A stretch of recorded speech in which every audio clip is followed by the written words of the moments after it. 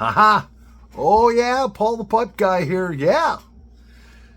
And this is the Paul Gilson YouTube channel. I'm Paul Gilson. Yep. And you guessed it. I'm Paul the Pipe Guy. Yeah. So it's the 26th of September already.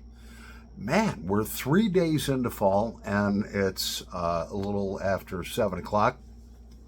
Just mowed the front lawn. Yep, we're going to have a great show tonight.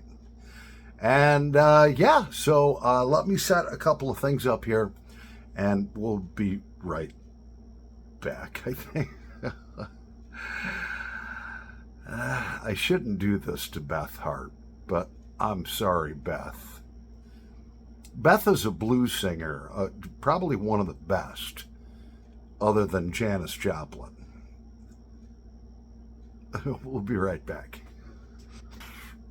Oh, yeah.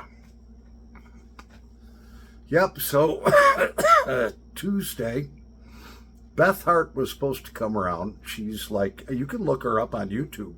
She's unbelievable. Can freaking kill any blues song. She's worth $4 million net. Should be worth $40 million. But she has mental health issues and drug and alcohol problems. Okay, which they say she hasn't done drugs or alcohol in 10 years or so. I don't know. I find that hard to believe. So she cancels again on Tuesday night. The third time at the Kodak Center, she cancels in a year and a half. I've been holding on to these tickets, being like, I want to see Beth Hart. She cancels, and then it says that she's had anxiety all day, and look, if you're going to be a performer, there's medications for that, okay? Don't go back to the drugs and the alcohol. Look, everyone there that is coming to see you, Beth Hart, is either a drug addict or an alcoholic, or maybe is just an alcoholic but used to be a drug addict, or maybe they don't do anything anymore. But we all understand. But for Christ's sakes, 3 cancellations in a row, I mean, we're working people, okay? We don't live in Los Angeles, California, have rides pick us up and shit like that. We work for a living, which means that a lot of us have to take the next day off after your concert, or we take the nights off, whatever. We make plans all around this, and at the last minute she cancels. Yeah, so look, we understand alcoholism. Yep.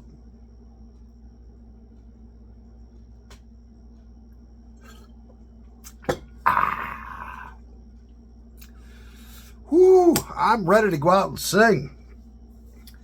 We understand drug addiction.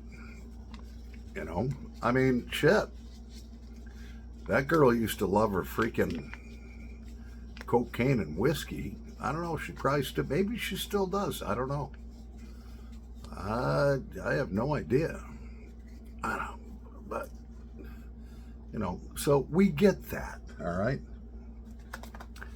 Licenses always work best for this. It's kind of like rubbing it out.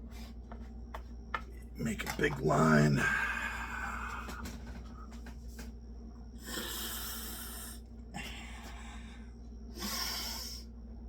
Yeah. Oh, yeah. Oh, God. Oh, yeah. Wow.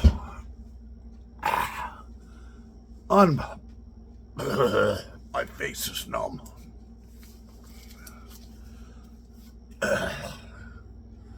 Yeah. Wow, I can't feel my teeth.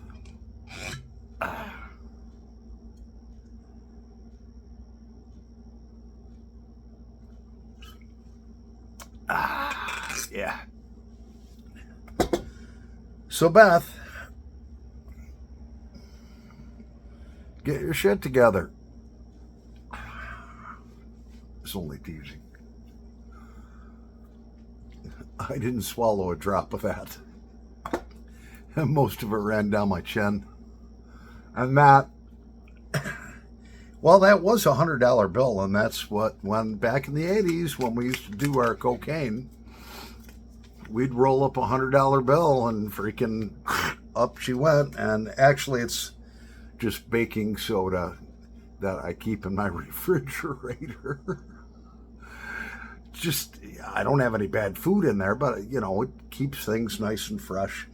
I remember, I got you guys.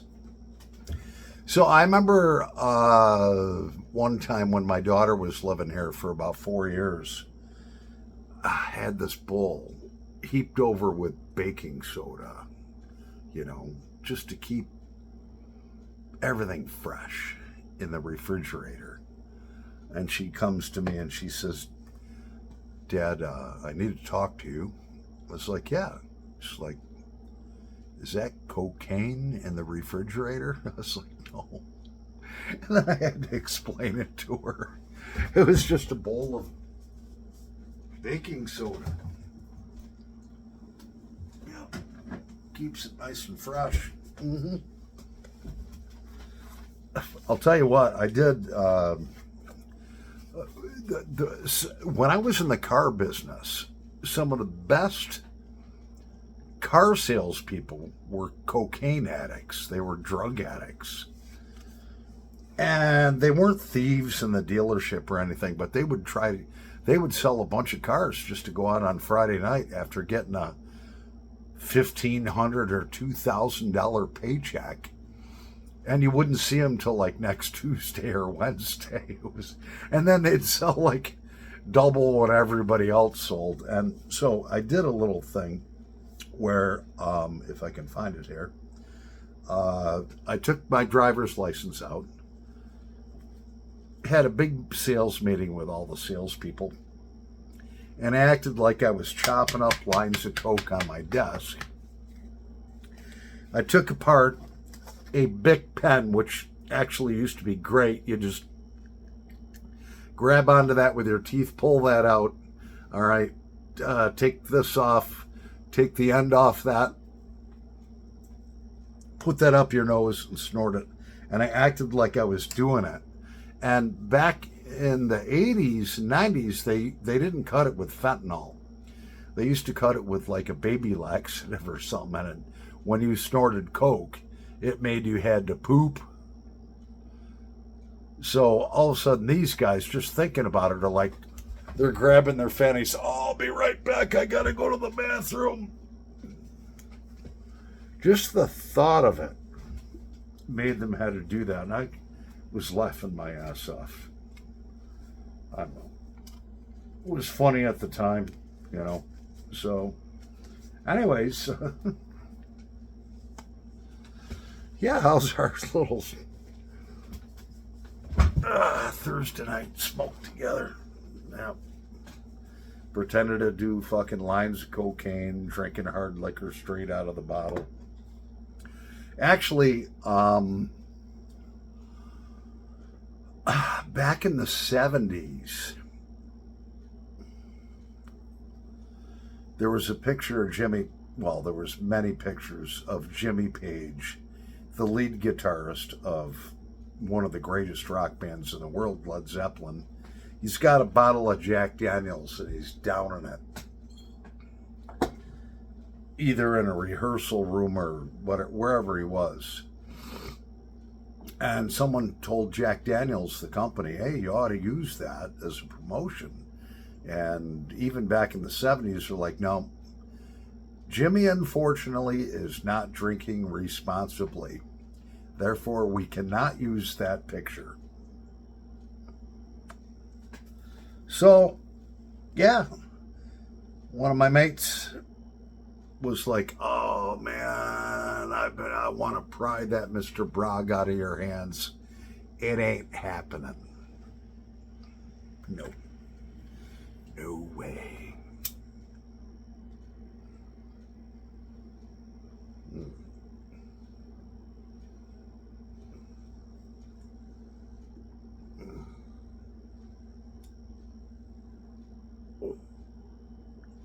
Come on, Beth Hart, get your shit together.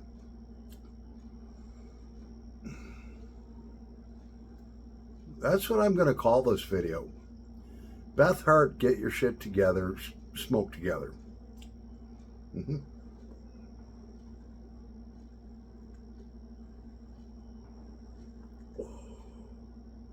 Oh, man. After 3 cancellations, I really don't even care if I see her now. I've kind of lost interest.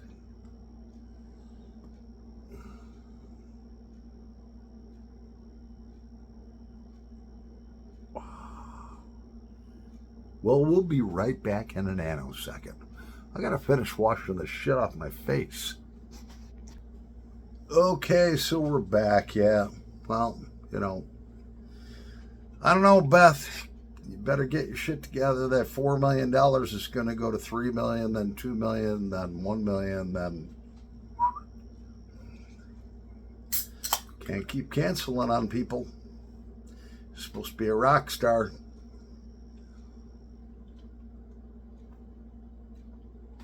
Cheers, by the way. Oh, yeah. Nope, nobody's getting my Mr. Bragg till I'm dead.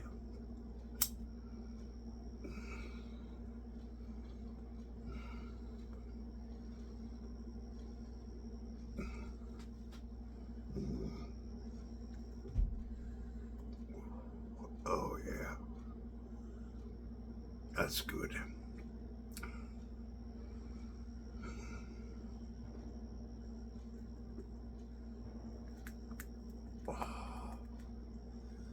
I hear gunshots, which, if you're in the city, could be frightening. But if you're out here in the country, it's actually quite comforting to know that there's a responsible individual shooting a firearm. Mm-hmm.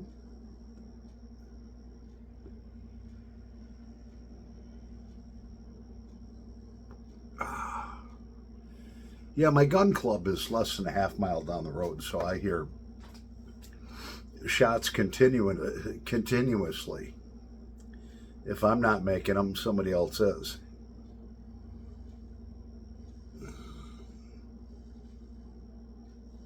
Oh, yeah. Well, we may have gotten to the bottom of the barrel on that beast. I don't know. Let's see what happens. Oh, no, we still have quite a bit in the bottom. So a buddy of mine at work, he's like, hey, Paul, do you have like a corn cob pipe or something I can buy off you?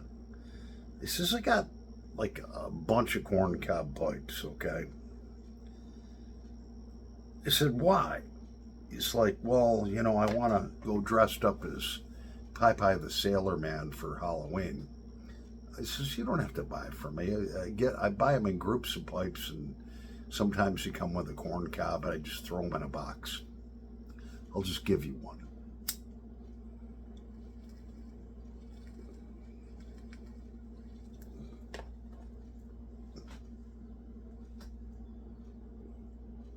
Oh,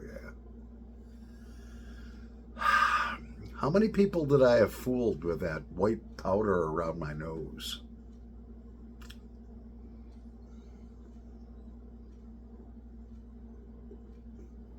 I'll tell you what, I'd be afraid to do that stuff nowadays. I did it back in the 80s, in the 1980s. Well, we were walking around with $5,000 in our pockets and custom-made suits, going to the clubs. But back then, the cocaine was real. And nowadays, there's a few reasons why I would not do cocaine. Number one, a lot of it has fentanyl in it, and you might snort a line and drop dead on the floor. Number two, I'm 60 years old, almost. And number three, I don't live that way anymore. I don't want that lifestyle at all. It was fun, when you were in your 20s, but, shit, I remember sometimes you'd go out, you'd have $400 or $500 on you, all right? you'd go out drinking, and then, you pretty soon you're wanting some cocaine. So you went out with $500 and you wake up with two crinkled up $1 bills the next morning, wondering where the fuck did it all go?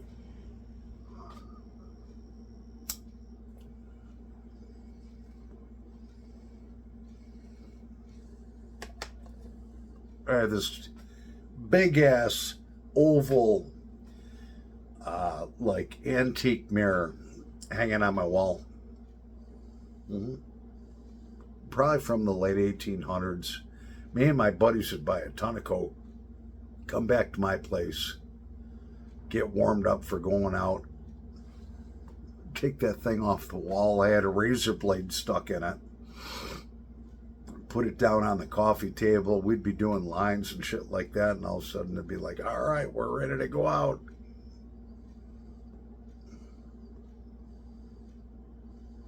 Thank God life is not about that anymore.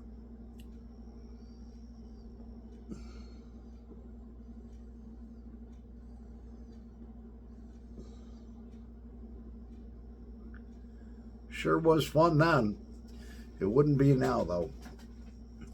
I like being a grandpa, like kicking back in my chair, making these videos, working on these pipes. I'd never want to do that.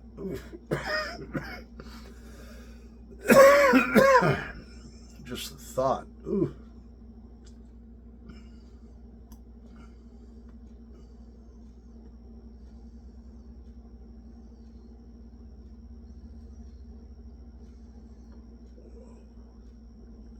Trying to think about what I want to make for dinner.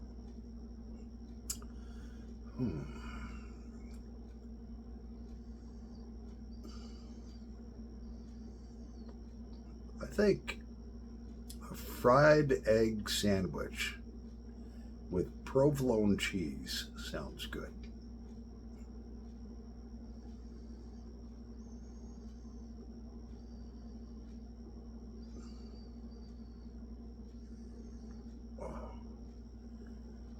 I've been smoking this thing like a train.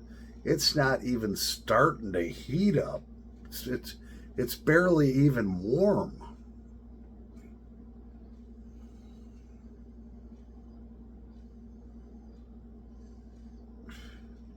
Yeah, we're working on Mark Stano's pipes. He wanted a large billiard and a large Canadian, and so his are next. Mark, yes, Mark, yours are next. And I picked out this wonderful large billiard just for you, the best briar I could find. And I picked out this large Canadian style pipe, the best briar I could find. Yep. It'll have a couple small factory fills, but it's going to look great. And it's going to smoke great, too.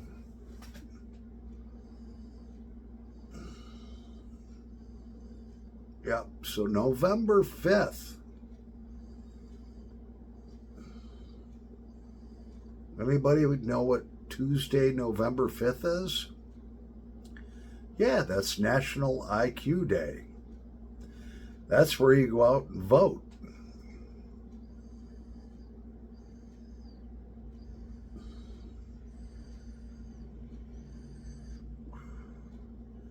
We'll see how intelligent the American people are this next presidential voting time.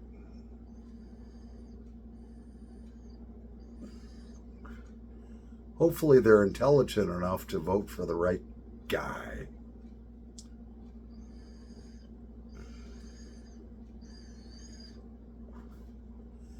Yeah, Harris has screwed things up over the past 3.5 years. Pretty much undone everything that Donald Trump has done. And if you don't like what I'm saying, you can unsubscribe. I love Donald Trump. I think he's a dick. I think he's less of a. I think he's a dick. I think he's rude. He's crude. He's like a bull in a china shop.